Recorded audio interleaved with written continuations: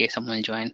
Uh, so yesterday we have seen, we have already seen how the main basic things like how the process we can create and what all basic component stages are there in the Blue Prism to work on, and like basically how we can play around with the processes actually, and the decision state, like how exactly the decision state work, how you can use calculation stage in Blue Prism, how multi calculation stage is used actually. So today we'll moving forward with collections and loop. So yesterday, like I just gave an overview. uh, I will going to discuss more into detail about the collection and loop. So collection and loop are one of the important concept in Blue Prism. Uh, so what is collection? So I mean, collection, as I told you yesterday, is just you can assume as a 2D array. You can uh, visualize as an Excel sheet where you have column, you have rows. So column you can consider as in the fields that you are going to create, and the rows basically what all rows that you're going to add in your Excel sheet, right?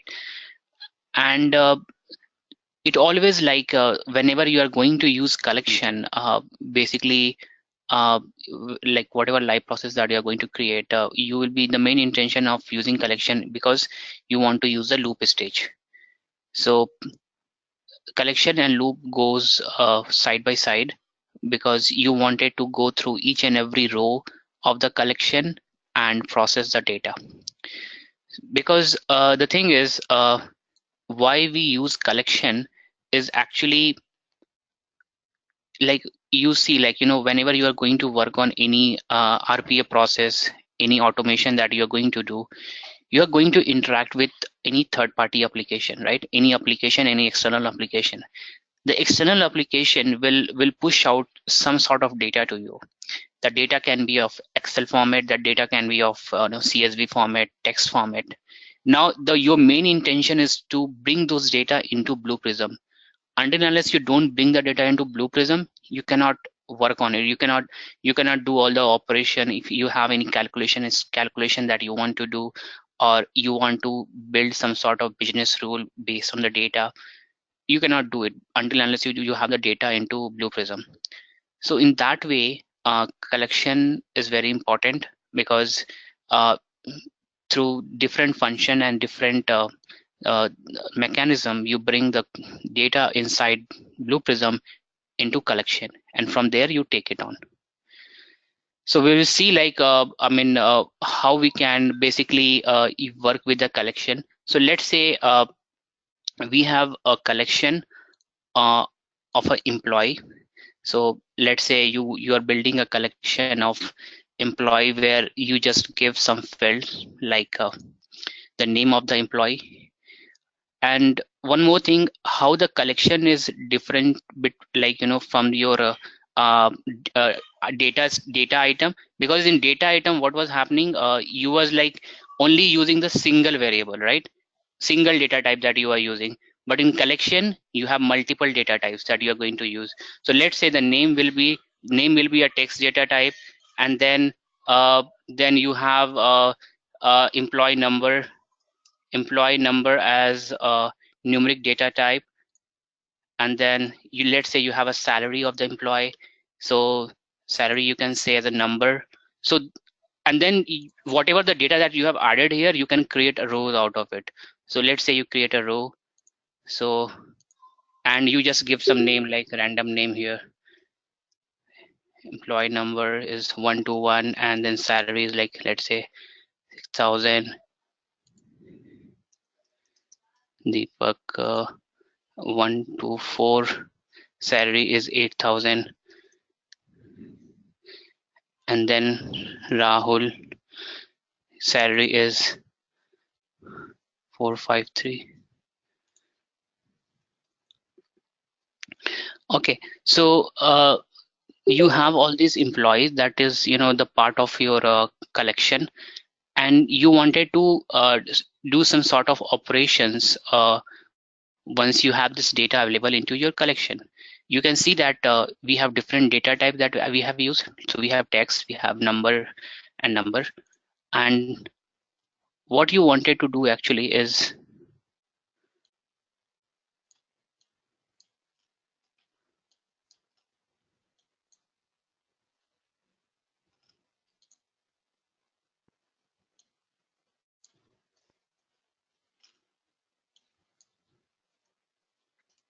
Can a collection have another collection in it, like employee, let's say roles.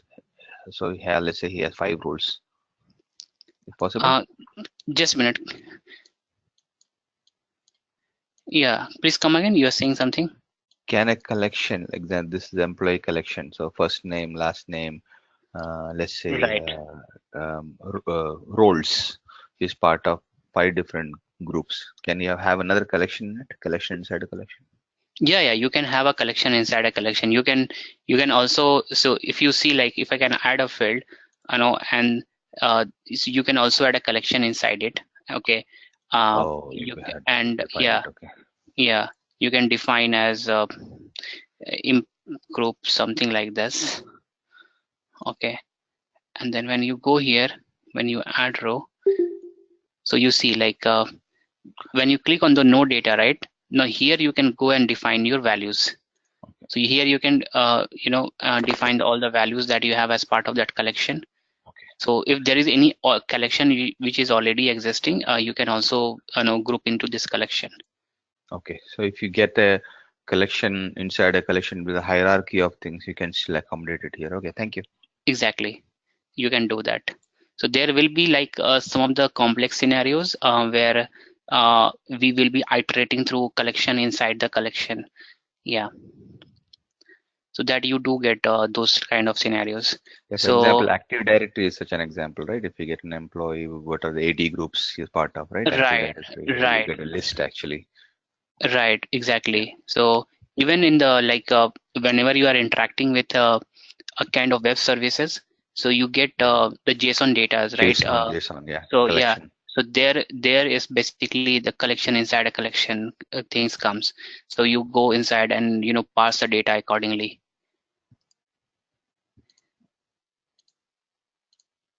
So let's say, like, you have these values here, and the loop is here. Now if you just link these items here and just run this process, so now I'm not doing any kind of operation. I'm just trying to run my process using this loop start process. Now when you click on the loop start, you see there is a collection option here. Now it's saying that which collection that you want to iterate with. So I select employee, so that it will go row by row and work on it. Now if you start this process, sorry, just let me run this process at normal speed. So if you start this process, you see this value that I'm just getting changes, 2 of 3, 3 of 3. Although there's no operation happening here because I'm not performing any operation between these loops. So there's no thing is happening, but here all the rows has been read. Now if you add any item here, let's say you just add a note stage here. Note stage don't do anything. It's like you just for adding some kind of notes here for understanding, if you are building any process and you wanted to add a note for someone to reference, so you can add it. So now let's run this process and see. Now you can see this get iterated between the operation that we have between the loops, right? So there you can actually understand, like, how this is going row by row and performing the operation. Now let's say if you have any requirement where it says that, okay, now you have this collection, go and find the total salary of all the employee. So how you'll be doing it, how you're going and accessing the data of the particular collection, right? So see how we are going to do it. So now you have this loop build, and what you can do is you can take a calculation stage, say calculate salary. And so how we are going to access the element of a particular collection is by collection dot field name. So whatever the field is there for the collection, so let's say our collection is employee. So Debashish has just joined. Hey Debashish, I just joined. Can you repeat whatever you have told in 2 minutes? Even yesterday class I also missed. Yeah. So Debashish, today what we are going to do, basically we are going through this. Uh, like I just started with the collection because yesterday I just gave the overview of collection and loop. Today we are going more into it. Like so like we are going into like step by step how the collection work and why this is being used. So the thing is, what I just started. I have not covered anything more. So I just created an employee collection, if you see, and here I'm just adding the fields like the name, employee number, and salary. You can see that these are all different data items. Like name is a text, employee number is number, and similarly you can add more items to it. So collection, as I told you yesterday, it is more like a 2D array. So you have your fields and then you have your rows, which you can visualize as part of your Excel sheet or any data item, right? So, and when you go an initial value, so you can add the value that you want to add into your collection. So whatever the rows that you're going to add, you can see that all the headings are nothing but the columns is nothing but the fields that you have added, and the rows is the value that you are feeding into your collection. Okay, so I just added some value, random value here, and I just showed you like how you are going to use the loop stage to iterate into the collections of rows. Okay, so that's all I have just covered, and I'm going into one of the example. Like I just wanted to add all the value of the salary. Okay, so I'm just trying to show like how we can do it. So simply like how you are going to access any of the like my intention to show this example is like how you are going to access any field item inside a collection. So employee is your collection, and the field item, let's say, is the employee number. So you wanted to access the employee number. How you're going to access is like the collection name dot field name. So imp number. So if you give those value, you can able to access the particular value of the collection. Now here, let's say the particular field you wanted to add. So the first time it will take the value of the first column, first row, whatever the value of the employee salary is. So, and then what I wanted to do, I want to add uh, I want to add one more variable in a data item, say total salary, and this is nothing but a number, a data type, and I can initialize the value as 0. Okay, now I can just add this value here. So first time it will take the employee salary and it will sum the value in the total salary. Okay, and the total value I'm going to store in the total salary variable. So I'll just link this and I'm going to run this process. So I told you yesterday, like let's say if you just want to iterate one by one, how you can do it. So just for the testing purpose, you can because sometimes you have many pages, so you don't want to run your process from the main page. So you select set next stage, and then you can click function key and F10. So you see, I mean, it get started. So it is now row 1 of 3 that you can see. It is going to calculate the value, and so that you can see the total salary is 6,000 now. Again, it's calculating, adding the value, and now is giving you the total salary. So here, after reading all the rows, so you can see the initial value and the current value. This will give you the current value of the processed item. So that's how you know, like when you have this value in the collection item, this is how you access the the data of the collection. Now inside the loop, you can perform any type of operation and access the particular item in the collection. Okay. Now let's say, like you add one more item. Let's say uh, you wanted to, so a date of joining of the employee, right? So date of joining is nothing but a date. So let's say it's a date, and you just wanted to add some random dates, like this employee join on 5th, this employee join on 1st, no, 2nd, and this employee join on 24th. Now I wanted to see which employee joined at the earliest, like which is an employee who joined the organization initially. So how we can build that? How we can build that logic?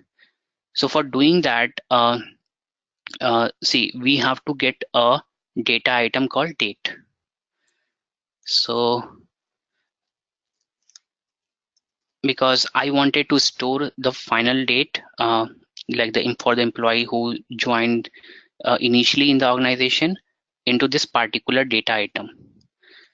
So you can take this as a data type and click OK. Now what I wanted to do, so here you have to think logically, like the first, let's say you iterate first time, so you pick the first value, okay, and then save the value into a particular data item that you have created. Now second time when you iterate, you will check if that particular value in the second row is greater than or with the value that you have stored. If it's greater than, then you won't do anything, you will iterate again. And again, if the value is less than the initial, the value that you have stored in the date, you will swap the value with the value that you have. So how you can do it?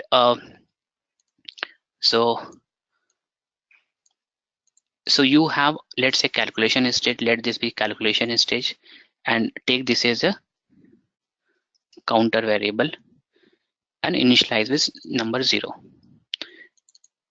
Now first time, then when you are coming, what you wanted to do, you wanted to first see that if the count is equal to 1, right? So uh,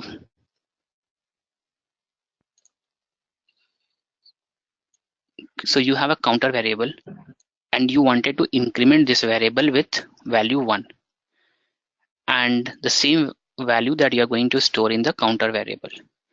Now the first time it is coming here, it is adding the value 0 plus 1 is 1. Now the counter variable get initialized with the value 1. Okay. Yeah, Karan, this is Debashish here. I'm not getting the things properly.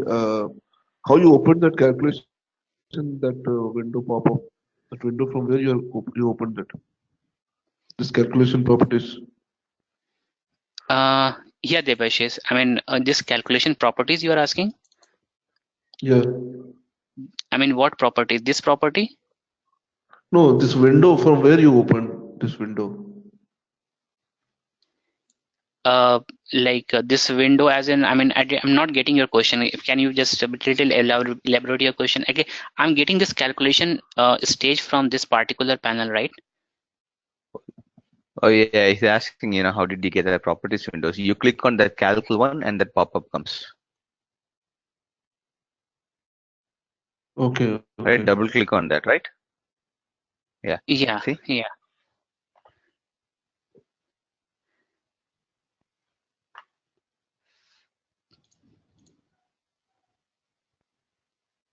Right, Karan, that's how it comes, right? You double click on that calc one and the property pop-up, right? Okay, just a minute. So this is what you're trying to say. Okay, properties. So see, Debashir, I mean, you just have to double click it, uh, just left click the particular the item that you have, and it will open the property. So any stage that you have, so you can just you know double left click, and then it will open the panel properties here for you. Is it fine, Debashir? Is this was your question? Yeah, this is my question. I just Yeah, actually in no this problem. process, what exactly you're trying to do in this process? Like, what See, is the motive of this I yeah yeah I the motive of this process is basically since I have started with this collection and looping thing, I just wanted to show you, like, okay, let's say you have a condition where you just wanted to find what is this like, I mean, which is the initial date, like, in all of these three items. So you know that the let's say employee joined on three different date. You want to find, like, which is the first date on which employee joined the organization. So the 2nd of this April is the initial date, right? I mean, this is the shortest date. I just wanted to find it out programmatically, like, building my process. So let's say you have a condition where you wanted to go through a list of so you have, let's say, HR has given you a data sheet. Okay, and the data sheet contain all the list of employee and their date of joining, and you wanted to basically find it out who are the employees who join on this particular date, which was the, like, first date of the year or something like that. So in order to go there, I mean, first you wanted to bring those data into collection. So right now, let's say I have a static collection. I have just built all the data manually here, right? I have added all this data. Now in this data, how I'm going and accessing all this data, so and building the logic to find it out, what I wanted to do. Okay, is that clear, Debashis? Yes or no? Yeah, got it. Yeah, yeah. So what I'm trying to do, like, first I'm trying to iterate first time, and I'm incrementing my counter variable the first time, and I'm going and storing that whatever data that I'm getting into the date variable. Okay, so let's see here. Once I have incremented the value, what you do is basically you go and check if,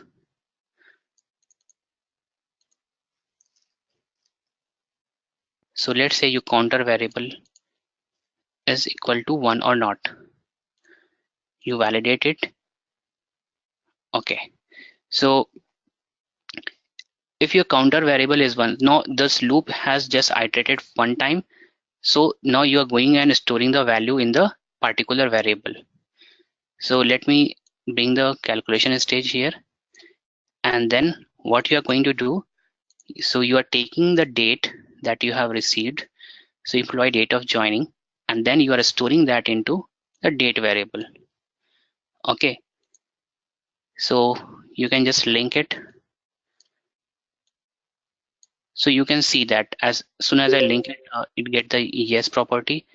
And then what I wanted to do, uh, I wanted to take again other decision state, where what I'm just trying to do is, so first here, if the counter is not 1, okay, then if the date that you have received, so employee date of joining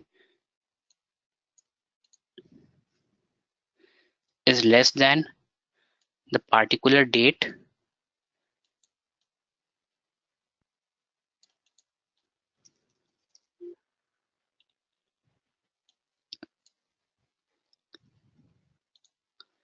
then what you are doing, basically you're going and swapping the value. So let's do one thing, bring this down and bring this anchor stage here. bring one more anchor stage here. So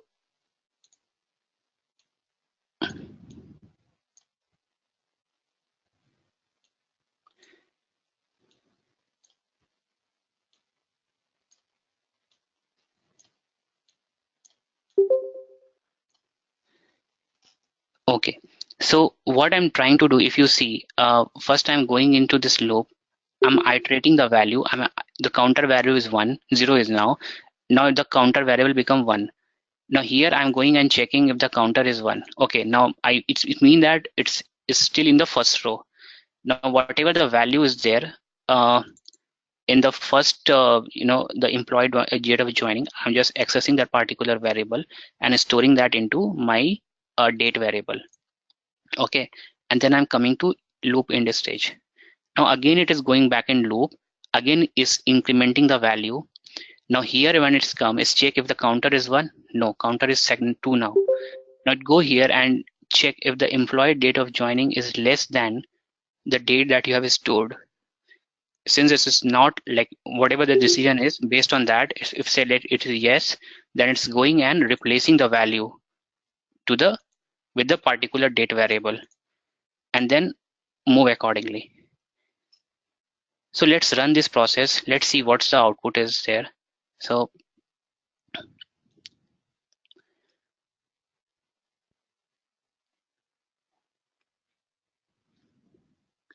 you see like the first date, it captured. Now in the second iteration, it's not moving in that direction. Now it's again swap the value.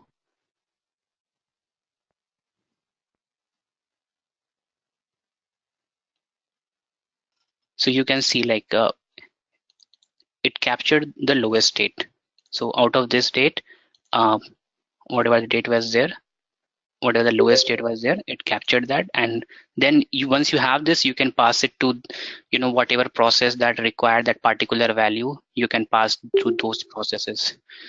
So this is how how efficiently you can use the collection and the looping thing inside a Blue Prism. There are more, there is more use of it once you start working on any live application. Once I'll show you how the things are integrated, how you are reading the data from outside and processing those data inside it, then you will understand the importance of it, like why we are using these things, right? So the main thing is the loops. When you are using loop, you will only use when you will be using the collection.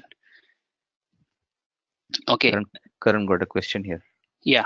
Now, this is a example to showcase how the loop and collection works together. But the same example, is it necessary to do it this way, or you have like aggregate function? For example, if you have 3 dates, what is the min, max? Those kind of things, facilities exist here, like aggregate functions, like sum, average, the one generally we have in other platforms or programming languages, even Excel.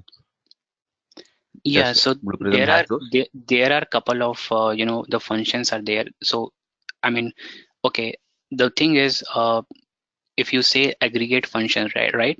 So Yeah. there is possibility. So there are already existing functions are there which you can directly use. So I will come to that part later in my training. Okay. So you call those are actions. Okay. So Fine. yeah. So through actions stage, actually you build your objects, right? So you access your objects actually. So the thing is, let's say there are a couple of options, there are a couple of internal things which is already provided by Blue Prism, where you can do all those aggregate functions. You can directly use those things. All those logics are there. Even if you see here, there are a lot of functions are there which you can use for your building your expression. Okay. Apart from this, yeah. So the thing is, even if it's not there, let's say even if it's not there, right? There is option you can enhance. Let's say what I'm trying to say is like, let's say if you have any object where there are two aggregate functions like add or delete. you wanted to build one more aggregate function, let's say multiplication there, you can still enhance the particular object using the code stage. So you can build a code stage, you can write down the code, and then you pass out, like you can build an input and output there. So and then you can use it in your process. So that is also available. Okay. Yeah. Now Thank you. also, yeah, so also like whatever you will be doing it, I mean there are various way of doing it. It is up to you. Once you understand, I mean, what all options that you have in Blue Prism, it's up to you how you do it, right? So that's the thing. So yeah, I mean, this was one of the example for collection and loop, okay, and how we are going to access every element of the collection, how we can efficiently use it. Okay, now let's say, Hi Karan. yeah, go ahead. Hi Karan. So I have one doubt. So we are taking the collection, right? It is Hmm. two-dimensional array, right? Right. So can I access this element as a dynamic? Means we can access the array element on the basis of the index. So can I access this such a type? Yeah, I mean, when you say like, no, I mean, when you are using the loop stage, right, you are going and Yeah. iterating with each and every row in the collection, right? So Yeah. when you say dynamic, I mean, so whatever the value I'm having here, I've hard coded it, right? But Yes. Yes. yeah, but you can also so basically here I'm just building a static collection. That's why I've hard coded the value. But actually, Okay. when you're working on the live application, you will be importing those values from the outside. I'll be coming to Okay. those stage, but this is, you can say, as a standalone collection. I mean, where you are inputting the values inside the collection and working on it, right? But Okay. in real world, I mean, the real application, you will have, let's say, hundreds of rows, right? I mean, 100 or 500 rows will be there. So obviously, Yeah. you won't be writing those things inside a collection, right? So you will be importing the value inside Blue Prism in collection, and then you will be Okay. working on it. Okay. Okay. Fine. Thank Yeah. you. No problem. So that's the thing. And then let's say, one more thing. Let's say you have a requirement where uh, you wanted to, add the name as A, B, C, D, and then you wanted to increment the ID of, like, 1, 2, 3, 4. You wanted to build your collection. Let's say you have, there is no row in your collection and you wanted to build the rows. Okay. Also, if you just remove the field here,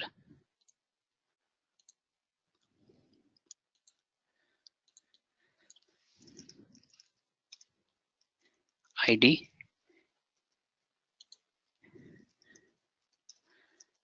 name. Now, one of my requirement is, so I have a collection here. Okay. Uh, this collection is an empty collection. There is no row inside the collection.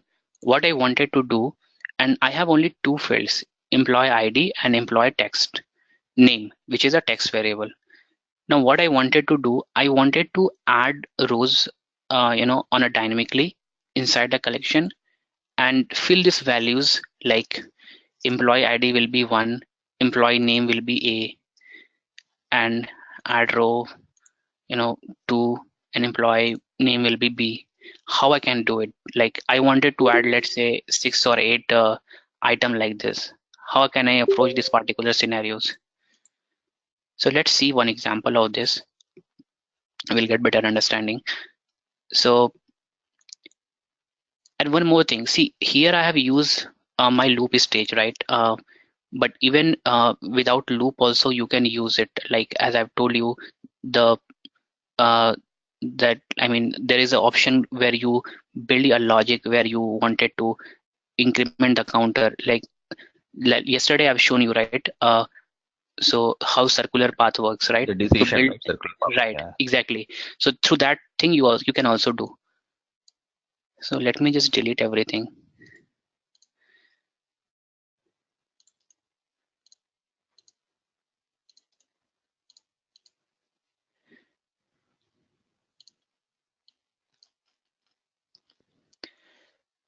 Now the first thing is now you wanted to increment the rows here, right?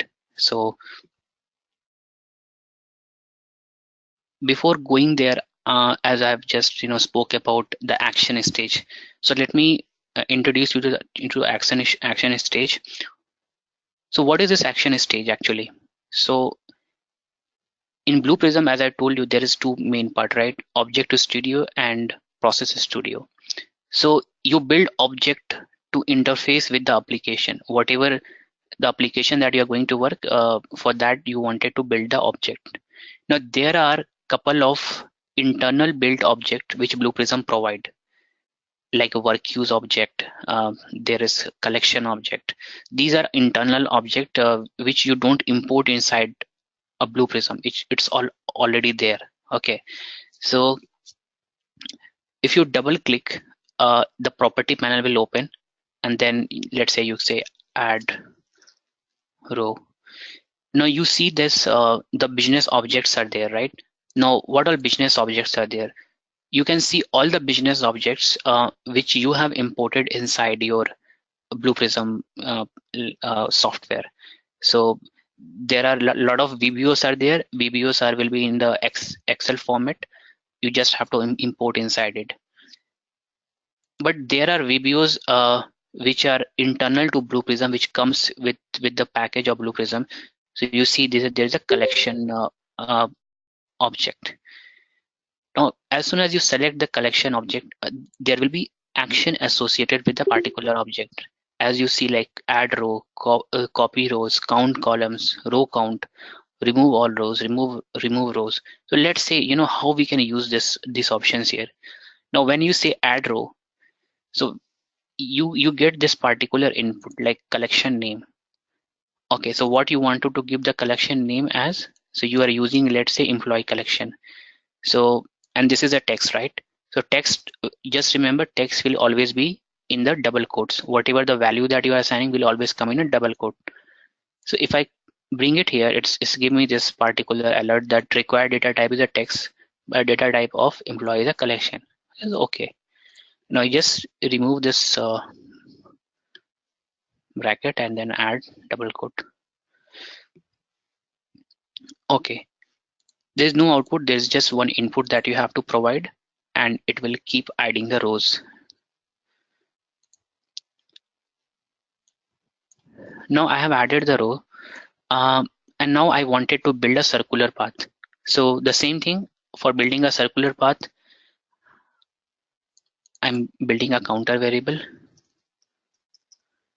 So I have a question here. So when you say business object, is it same as when you opened the studio, there was something called process and objects. Is it same that object and this is same, or? exactly. So when I open this Blue Prism in the studio That one, panel, you see object. So these are the all objects which you see when you open the particular action stage. So inside this business object, all the objects that you have seen there, it will be available here. Okay, and in those objects, which one are that comes with Blue Prism and which one are like part of your? Yeah, these are internal business objects, right? So these are internal, as the name say, these are built internally. You don't have to import it. So, and the collection is one of them. And everything else is something you added. Yeah, everything else is like I have added. Okay. Now there are couple of external when you install the Blue Prism, Blue Prism also provide you some external business object with the package, right? Like like Mapix or Excel VBO or whatever things are there, which you import inside it. I'll be showing you later. Is it free or then you have to buy each one of those? No, those are free. Those are free. And yeah, even so I was talking before when you asked me, right, like how you build the aggregate thing if it is not available. So let's say if I have one business object, you can even enhance that business object. Okay, you can also kind of add a lot of other things if you want. Just like a class and a lot of functions. So basically you just use the class and you have 10 other functions in it. So you can build more to it. If you know C Sharp Exactly. or VB script, VB.NET. That's right. That's right. Okay, That's got right. it, got it, Yeah. got it. Thank you. Yeah. So let's say if I've just had a counter and I'm incrementing the values. So, and then what I wanted to do, I'm going to use a multi-calculation stage. Now, what I wanted to do, like I wanted to, I wanted to build a collection. Actually, I wanted to ask one question, like how we will know that where we have to use counter, where to use add row, this decision box. Okay, so it's completely Like how based on we the are scenario. It is completely based on the scenario you are getting, Debashis. Okay, so let's say my scenario that I discussed with you, like you have a collection already, and you wanted to add the rows into it. This is an empty collection. You don't have any rows, right? So how you are going to do it? Or let's say you have any existing collection and there is a requirement comes from business, like on a runtime you have to add more values to the existing collection. You have to append rows to the existing collection. So the first thing that will come to mind that there is already a business object. So this thing will come from the experience. Like the more that you will use it, you will understand what all functions are there. Even if you see this link, right, view documentation, if you click it, it will show you all the lot of business objects which is available, which you can use inside to build, like what all operation that you can basically perform. So there is a collection business object, and if you see that there are a lot of other actions which is available, and you can actually use those things to build your process and work on it. Okay, so let's say so here I wanted to add row, right? So that's why I've chosen add row. Now counter. Okay, why I wanted to use counter? So as I told you, I wanted to iterate one by one, right? I wanted to add rows, and because this will only add row one time. If I just go and in my process, it will just add row one time. Now about like if I wanted to build add 7 rows or 8 rows, right? How I can do it? So there's something I have to build in form of circular path that I have shown you yesterday. So there the concept of circular path will come. So for that, obviously you have to, yeah, it's like a for loop, you can say, right? So uh, so that's what you build it, how many times you wanted to run that part, and inside that whatever operation that you wanted to do, you can do it. So I have just like just connect these path first. Okay, so I iterated for one time, it's incremented the value 1. Now what I'm going to do in the multi calculation stage, uh, my requirement was to first add the value 1, okay, and increment the value accordingly. So since I have used the counter variable already, and counter is holding the value 1, right? So I can simply take the counter here in my expression, because this counter is incrementing the value one by one. So first time it comes, it gets the value 1, and I store that value where? In the employee ID field. Now how to access the field of the particular collection? Imp.employee ID. I will bring this value here in a store in field. Now the second value that I wanted to add in the first row of my collection is uh, like alphabet A, B, C, D. How I can do it? Okay, so first thing, since it's a new thing, you open this particular expression chooser, and there you have different functions, right? So obviously this comes in my mind, like it is a text type of function where it is like more of a character. So you see that get the character represented by given numeric code. So 65 will represent A, 66 is representing B. So if you put 65 and paste it, so the character under bracket 65, if you just validate as valid and evaluate expression, it will give you the result A. Okay, so but you don't want to hard code this value, right? You wanted something where you can build incrementally. So you already have a counter variable, so you can select 64 and then you can add the counter variable here. Sorry.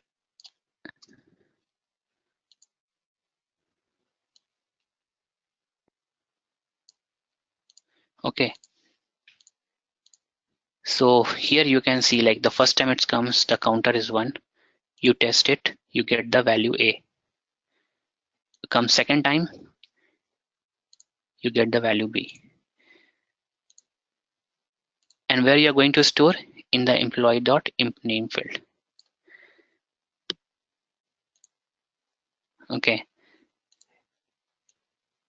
Now what? Like now you, since you have to take some decision, like how many time you wanted to iterate.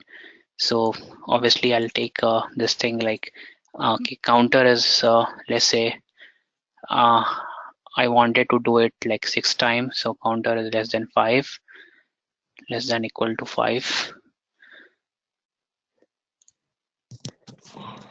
Actually, Karan, I'm not getting the things properly. Like maybe we are a bit faster or something. I'm not understanding the things, the logics properly.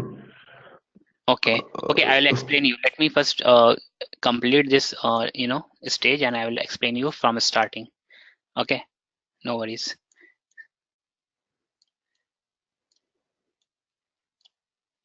Okay, let me go one by one. So the thing is, Debashish, first thing is like the add row, right? The add row is, I mean, I'm adding the row into my collection. Okay, once I've added a row in my collection, so this is the first time it is going. Okay, don't use the loop stage here. Okay, don't use the loop now.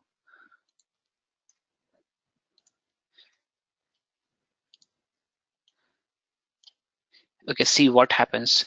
So let's iterate one by one.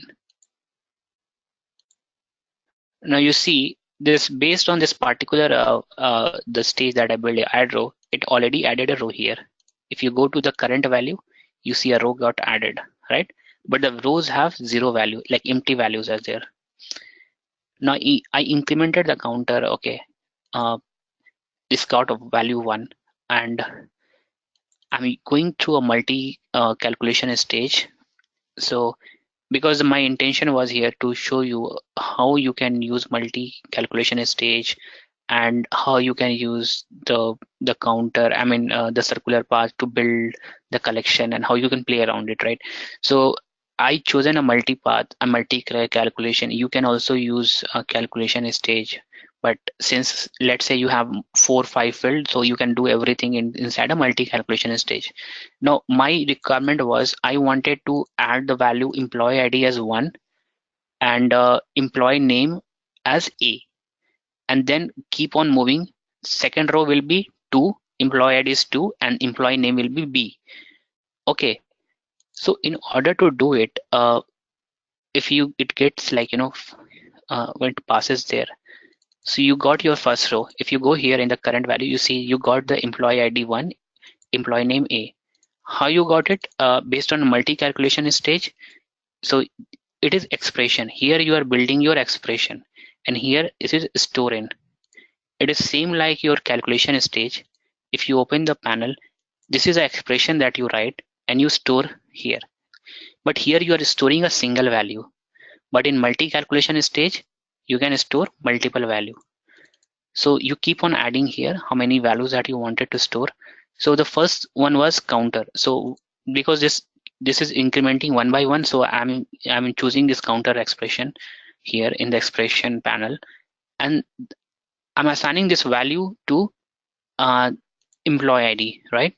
Like whatever this particular uh, uh, field is there in the employee collection.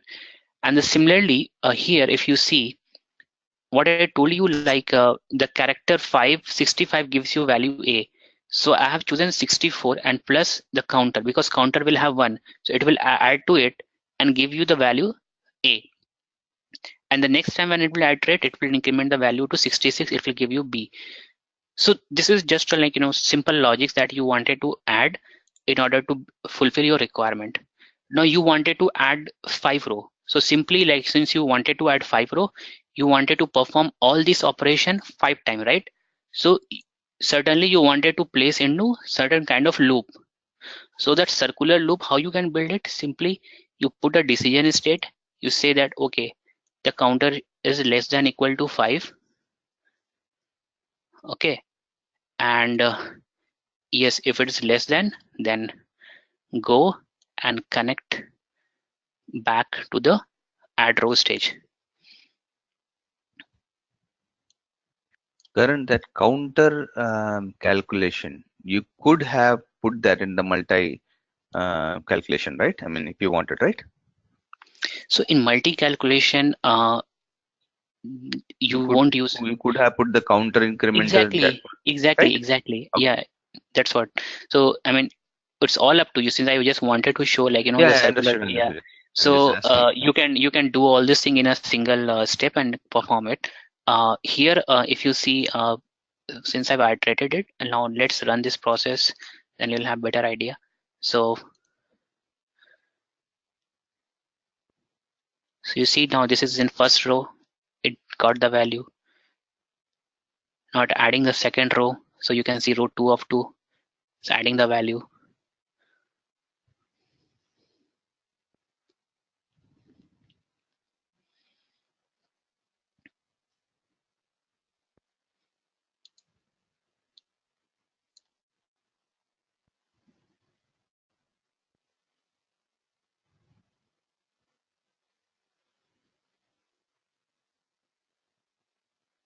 So all the 6 rows got appended here. Now if you go to the current value, you can see like your So where requirement you was. have given 6, like you have not mentioned as should be like in a for loop less than 6, right?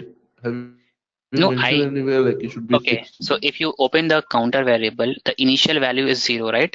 I've initialized with value 0. If I'll give the decision as less than equal to 5, so you have to calculate from 0 to 5. So when you calculate 0 to 5, it is 6, right? Getting it? If I would initialize this value with the 1, then the thing will be different. Here I've initialized with the value of 0, right? So it is calculating from 0 to 5. So it will like obviously iterating 6 times and appending the 6 values here. Okay, Devashish. Yeah, and what is this data near to the counter? Data, okay, this date, okay, this is, I'm not using it. It was from the previous process. You can delete it. Yeah. Okay, okay, got it. Yeah. Now let's say, suddenly you get other requirement where there is a new collection, and you know,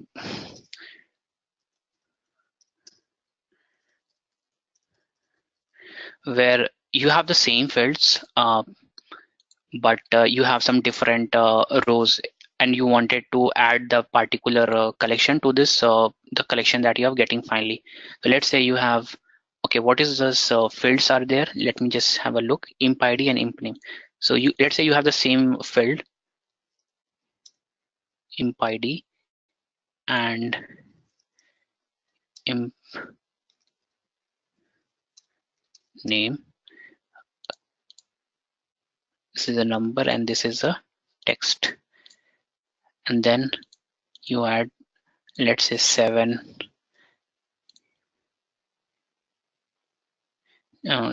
G.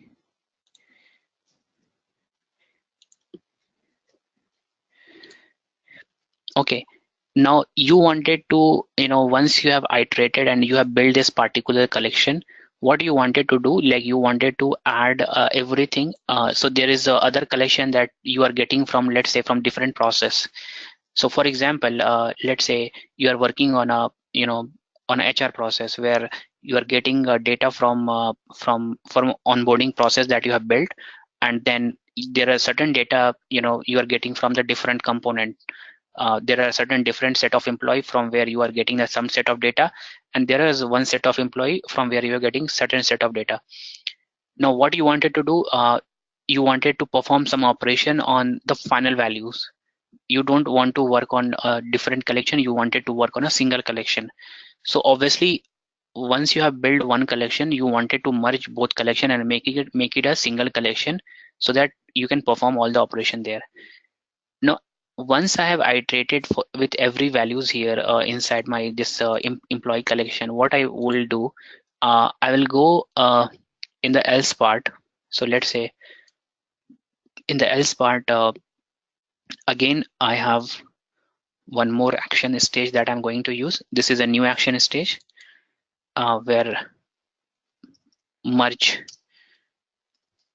collection. So here here there will be a different you know VBO I'm going to use. It will be utility collection manipulation. Okay, so this comes under utility collection manipulation, because in this collection, if you see, you don't have the option to merge two collection. Okay, but this utility will provide you the option. And what is the action here is append rows to collection. Now as soon as you select this particular append rows to collection, you have input, output and condition, right? For any VBO that you are going to build, you will be using, you will have certain inputs and outputs. So what is the input? So collection to append. So which collection that you want to append? So I have dummy collection that I want to append, and which is the main collection, to which collection you want to append. So I want to append into employee collection. And what is the output? Output is a combined collection. So I'll take employee as the combined collection. Okay. Now, as soon as I merge both the collection, what also I want to do, I want to delete all the rows of the particular collection, the dummy collection. So for that, again, you can take one action, this is stage, action stage, and then here you can say But delete. in dummy collection, you have not added any rows, right? In dummy collection, you haven't added any rows. You have just created a new collection. That's it. How come the rows got added? Dummy collection. So these are my field debashes. Okay, employee ID and employee name. These are the same field that I've used in the other collection. Okay. And as far as the initial values goes, I have added the rows here manually. If you see, in employee collection, there is no rows. It's empty, right? Now, once I build my employee collection, what I wanted to, my requirement is, I wanted to add this particular collection. So there will be two extra row in the final collection, 7 and 8. Okay, with the values G and H added to my main collection.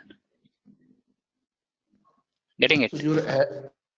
So you are extracting two more rows from the other collection to the main collection. Exactly. Because see, I mean, what will happen? I mean, once you're working on a real project, right? You will be getting data from different mediums, right? Different channels, and then once you are going and performing some kind of operation, you don't want to perform on different collection and then merging it. So what you want to do, you merge all the value in a single collection, and then you perform whatever operation that you perform, right? You can, what I'm giving example so that you can relate, like why I'm showing you this example, how this will be where you can use when you'll be building your live processes. Getting it? So, and then obviously you wanted to delete the values because now there's no significance of these values, right? So you wanted to delete these values because now you have everything in your employee collection record. So then let's run this process and see what's the output.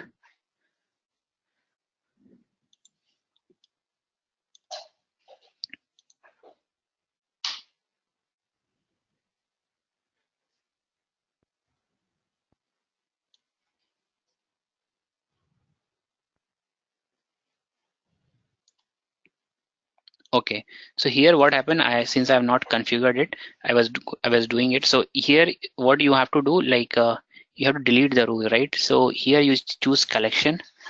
Here you have this option, like remove all rows, right? So you can give the collection name as dummy collection. So why you are removing the rows? You are adding these rows to that main collection, right? Why you are removing? Yeah. No, I don't require this particular collection. I mean, I don't want any data in this collection because I've already moved all the data into my main collection. Okay. I have already moved all the data from the dummy collection to my main collection. How I move it?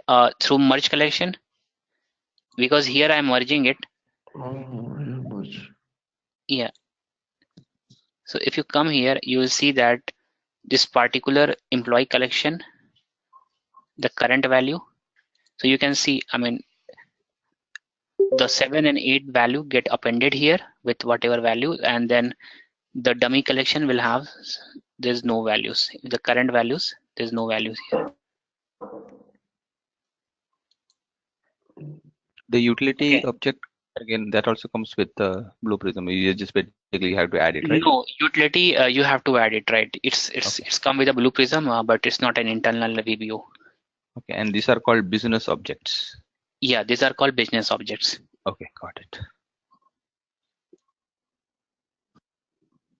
Karan, in order to view the data, do we have to double click on the data item, or is there any provision for displaying the output in the message box or write onto the log or show the alert, something like that? So alert feature is there. You can build the alert feature to, in case of any failure or anything that you wanted to alert, you can build that. Now the thing is, so your question is basically where you will be doing the logging thing, right? How you are logging the data, whatever Yes. you are building up here, right? Mm-hmm.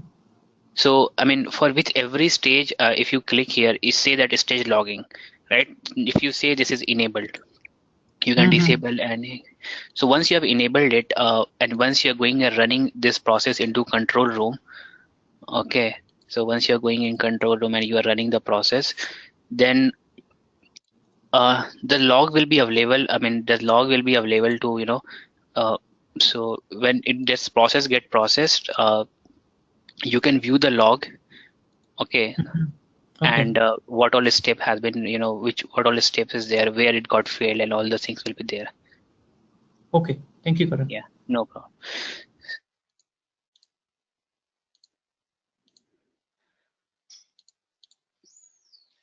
Yeah, so this was like, I mean, more of how we can use multiple stages to, fulfill all these requirements. And I will be showing you once I go into uh, like Excel VBOs. So I will be importing data from my Excel sheet, and then we will be performing the same operation, and then we'll see, like, we can relate actually how this will be happening in, when you're working on a live process.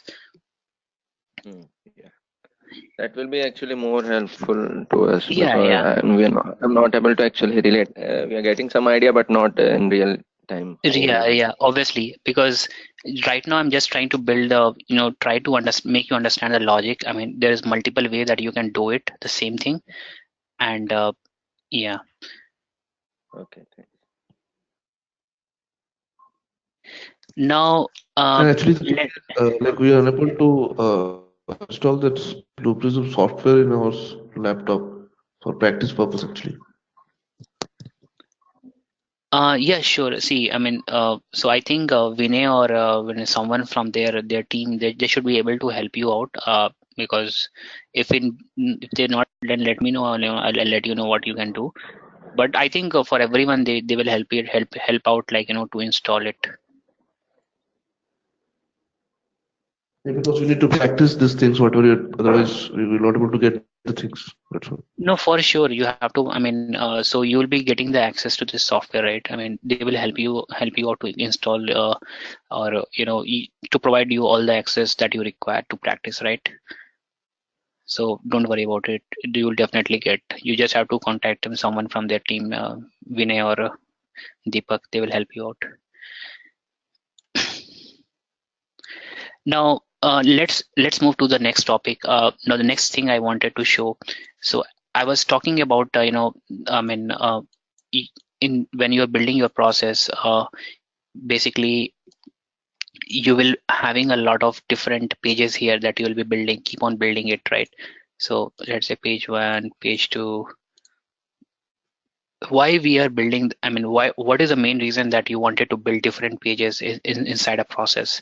So as soon as you start your process, you will have only your main page, right? So now you have your main process.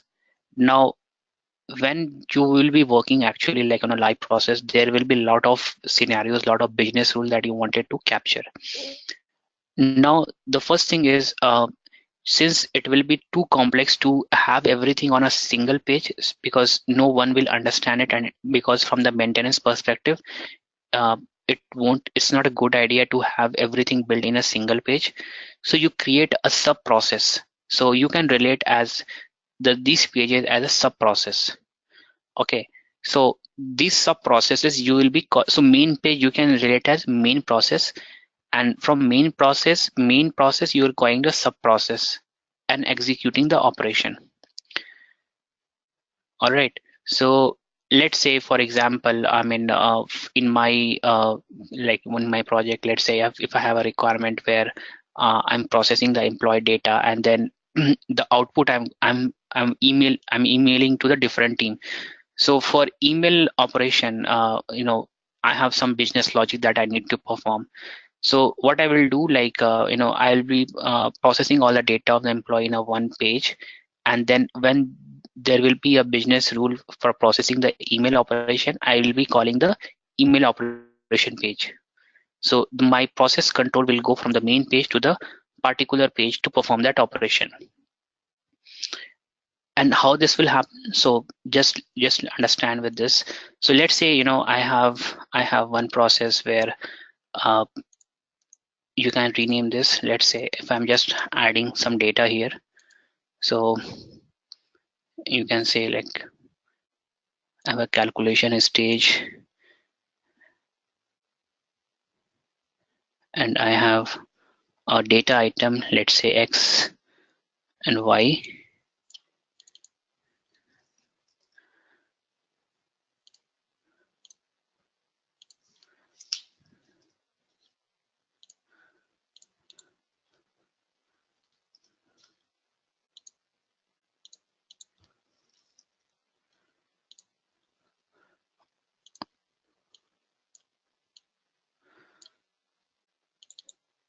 So I want to perform some operation here and then come back to my main process.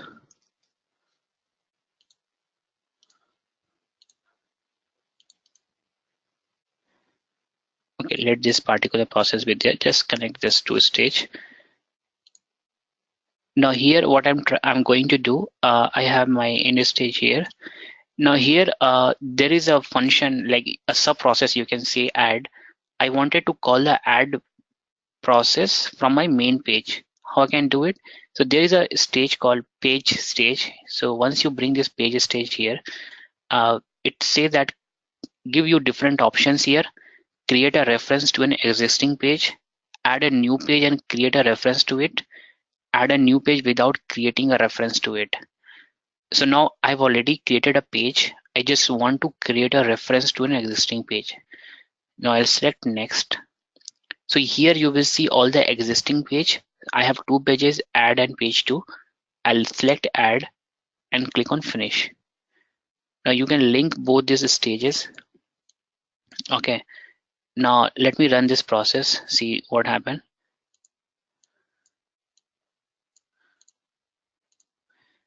So from here it will goes to your add stage. It will perform the operation that is wanted to do, and then it will come back to your main process.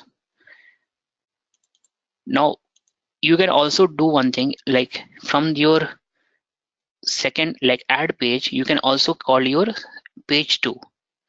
So you can have a page 2 here. So Select all page. these variables, like the data element that you have, is it accessible from all pages, or what is the scope of that? Like, if I want to Yeah, access like something I from will be, yeah, actually I will be coming to that particular point. So this is called a local and global variables. Oh, okay, So okay. I will still need to discuss that. just before that, I just wanted to show this thing. So here, the main thing is I wanted to say, yeah. So main concept of this is whatever the page that you're going to call, you can call from any page. Only thing, you cannot call the main page from any other page, but you can call any page other than the main page from any of the pages that you have in the process, right? So from main page, I've called the add page. From the add page, after performing the operation, I'm going and calling the page 2. Okay, so once you run, and even if you are here, I told you, like, once you run your process, it will always take the control back to your main page. So you see, it's going to main page, it's going to add page, performing the operation, it's calling the page 2, and then it will go back to the main page. Oh no, like the page 2, and then it will go back to the main page. So this is how this layer of logic concept comes into the picture into Blue Prism. Because uh, like what happens once you are there into, I mean, once the different sub processes are there that you are building up, and you wanted to call different sub processes, you can efficiently do with this layer of logic concept. And the main idea, the building of this particular thing is reusability, right? Because you wanted to build something which can be used across different processes or different stages, which is coming up in your project. So you don't have to build it from scratch. So if you have any function that can be reused, so you build it one time and then you can call it from wherever you want, right? So that's why it's very important, and it's very much used. Karan, Yeah, go ahead. yeah, hi. What about accessing the data item that is created on the ad page? Some Can we access that data item from the main page? Yeah, you can access this. I mean, I'll be telling you, like, once I'll come to the input and output. So like in the next session, I'll be taking the input and output, where the thing is, so how this will be useful, what happens once you are sending some data from one process, you can perform, and you are calling the the sub process. So the sub process will receive the data that you are sending from the main process. It will perform all the operations there. Okay, and once it perform the operation, it can send back the, whatever the outcome is there to your main process to take the decision.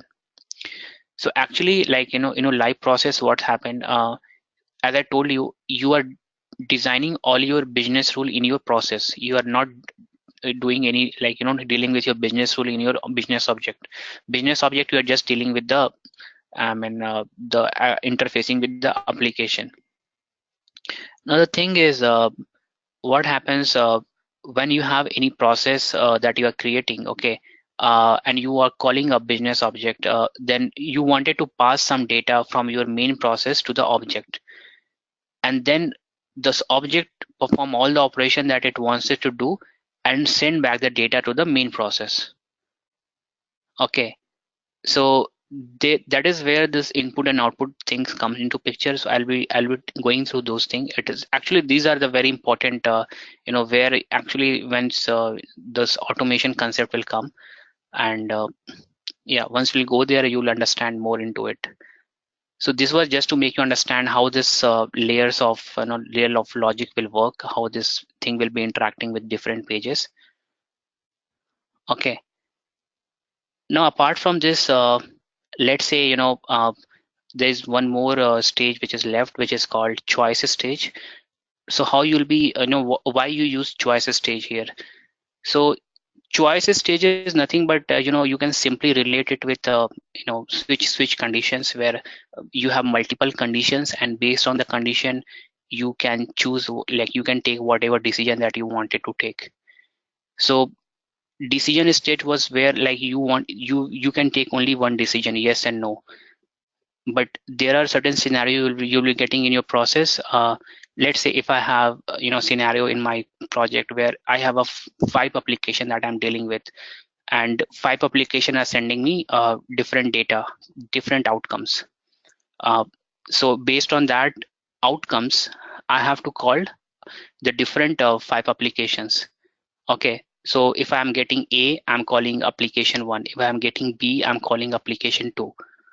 So obviously for these kind of scenario, you won't creating a 5 decision state, right?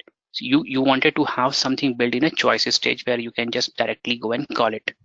So let's say if you have any collection, uh, you can build any collection, let's say employee collection,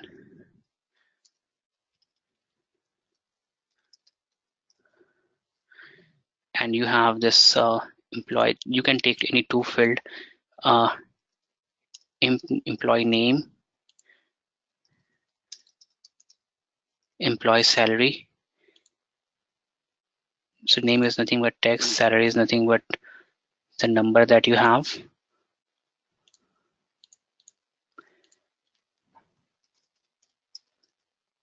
Salary.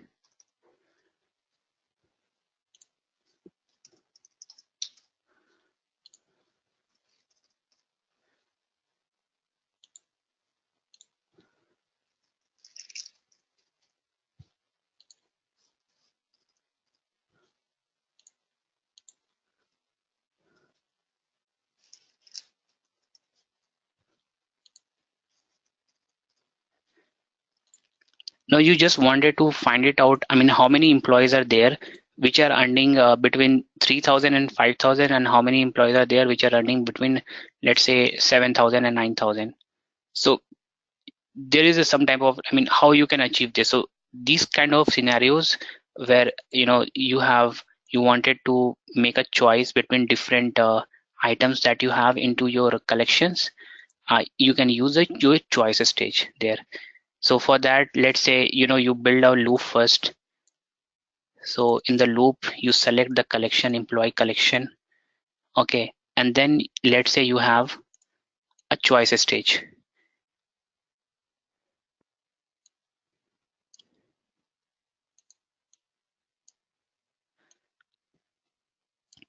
So choice stage is nothing but, here you can say the choice name and what is the criteria.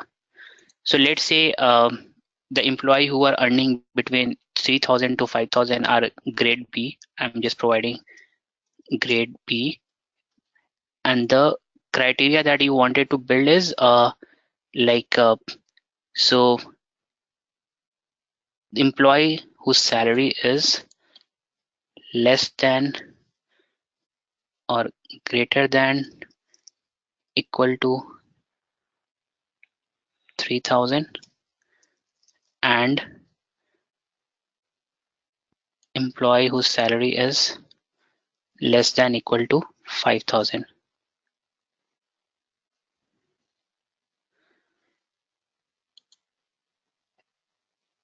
And then add the same.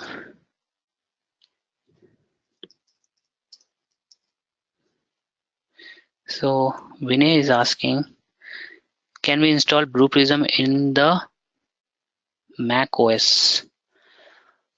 I think you can install it. There's no issue that there's no, you should not be able to install it. Give it a try. In case of any issue, I can check back with my colleagues and come back to you. Okay.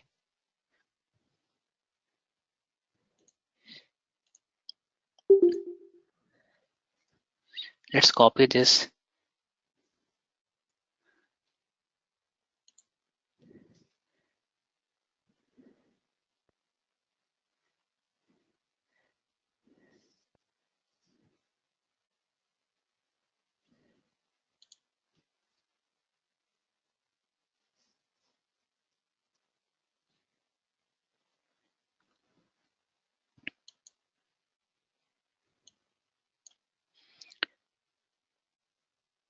So, and I want to perform the calculation, like how many employees are grade 1, grade A, and how many employees are grade B.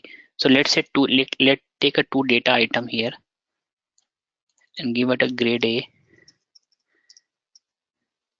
Say it's a number, give the value 0,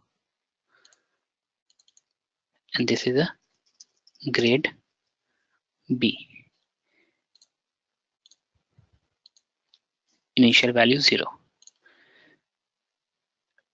Now if you bring the calculation stage here, one calculation stage here, and if you connect these two stages, you can see that this point to grade B, because this is a first condition, and this point to grade A, which is a second condition. So if my first condition will, like if I coming into this particular collection the first time, okay, and if in case based on the condition that I have, if the first condition will met, the direction of this particular process will go toward it. So let's say if it comes in the first row and the salary is 5,000, so my first collection will meet the criteria, and this particular direction will move toward calculation stage, and it will add the value. So here you can say that you have grade A. So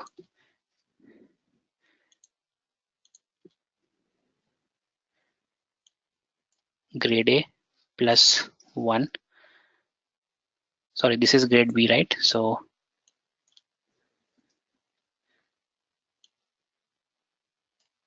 grade B plus 1,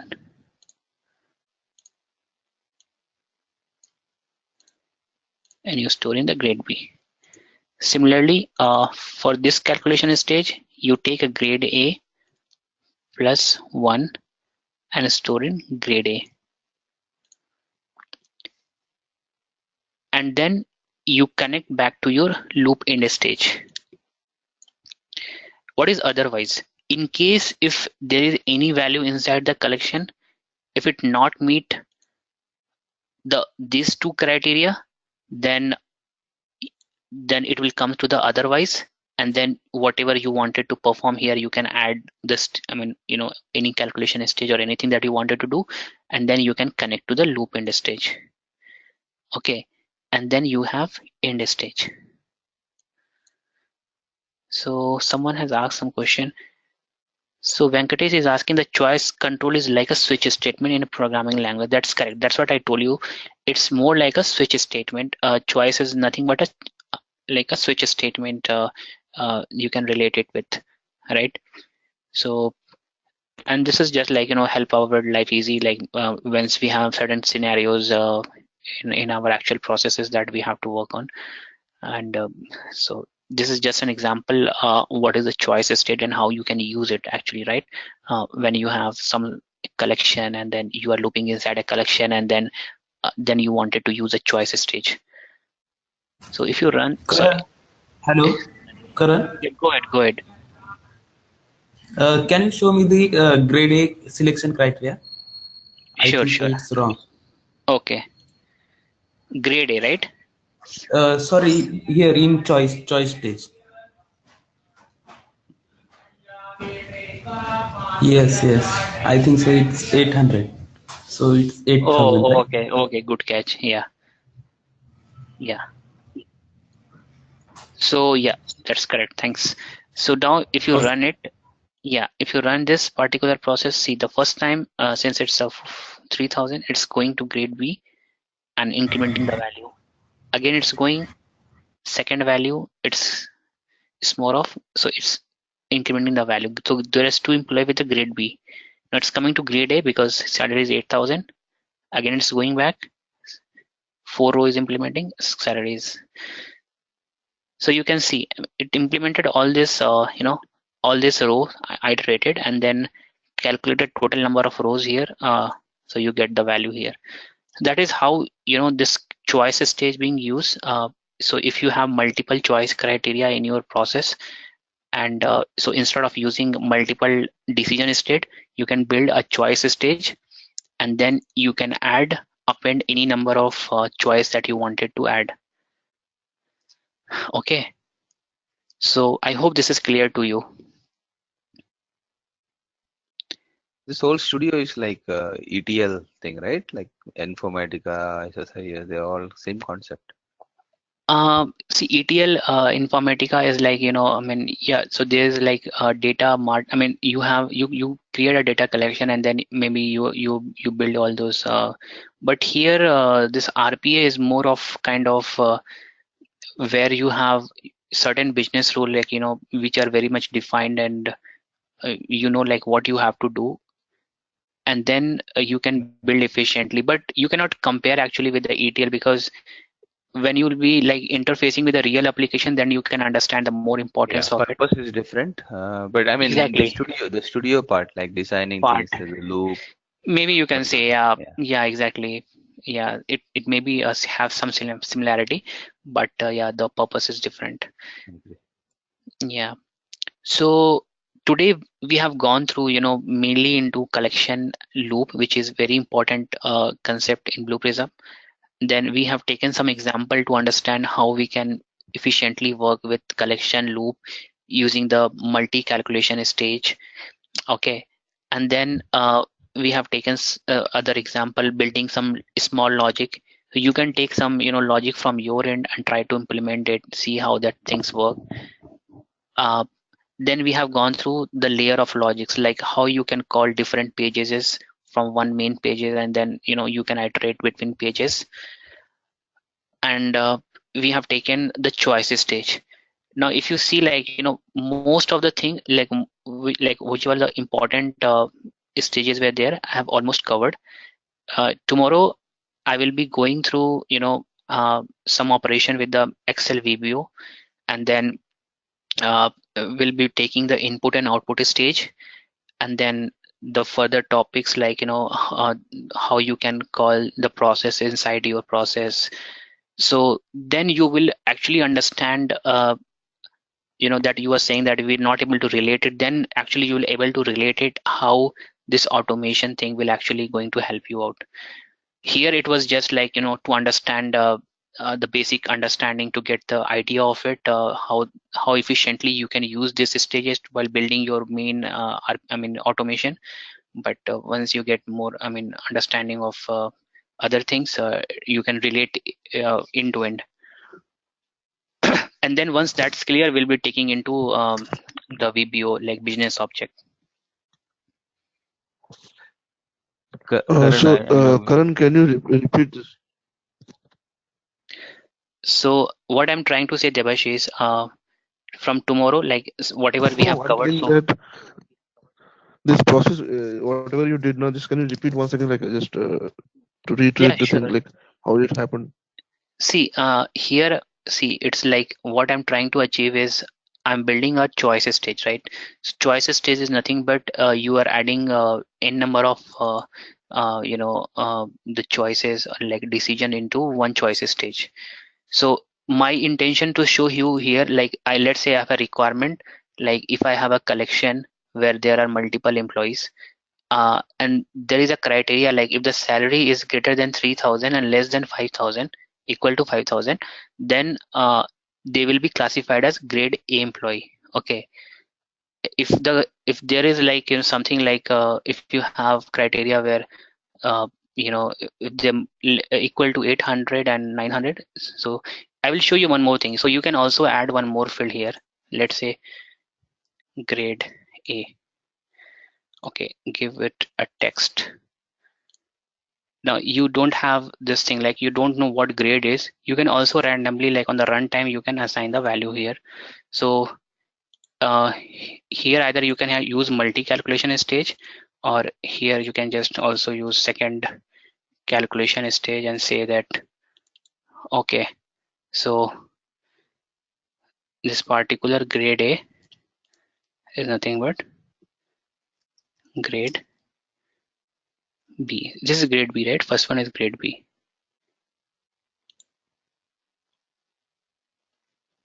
Okay, yeah.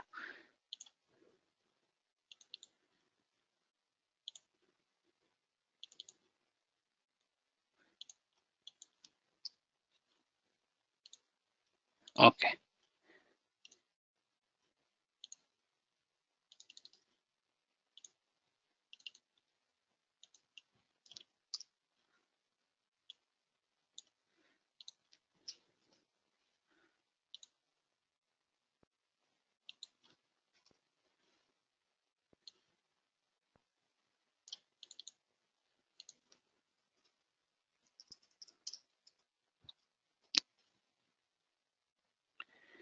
Yeah, sure. I'm just going to end the class. I mean, just showing the last thing to Devashish. So here, let's say you have added everything, right?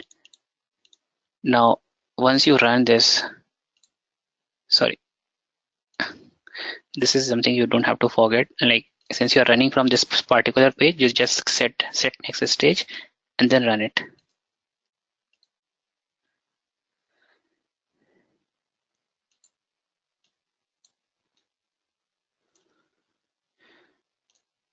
Or you're not connected this.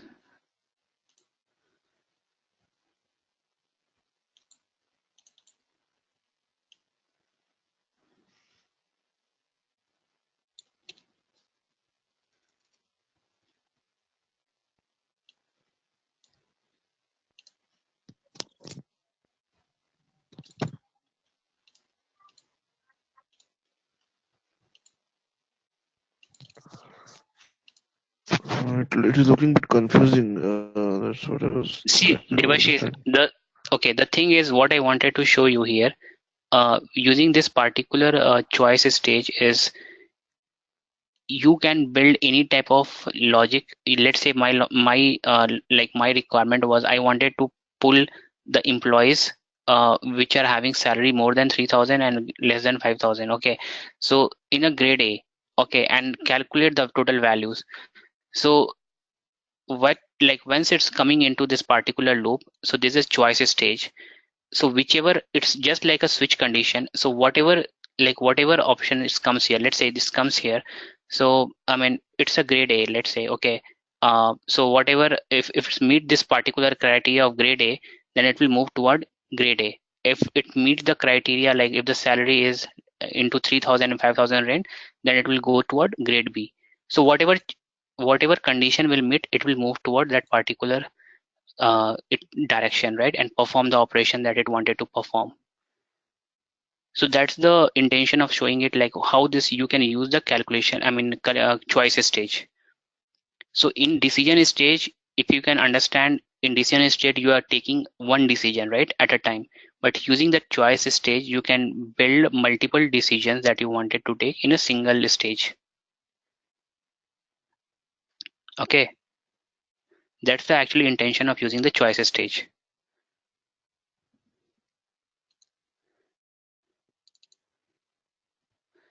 Did you get, Debashis? Still you have some doubt? Not very much clear. Just trying to understand. Maybe if I practice it, maybe I can get. Yeah, for sure. Something is not able to pick it up. Yeah. So once you practice, for sure, I mean you'll understand more. Karan, Vinay here. Actually, it is trying to find lookout for GARDE. Yeah, that's what I Like mean. There is some just, but I'm just GARDE. exactly.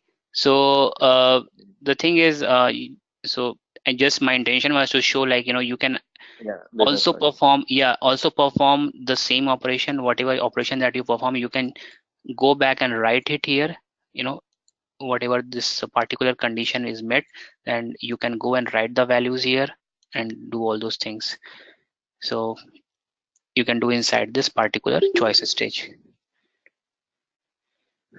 So Debashis, I can understand. So the thing is, once you go back and practice it from your end now, you will understand more, and then you will actually, kind of visualize what's happening, and how these are interrelated with each other. Okay, you have my recording, and go and practice it. If you have any doubt, come back tomorrow and we will look into it. All right.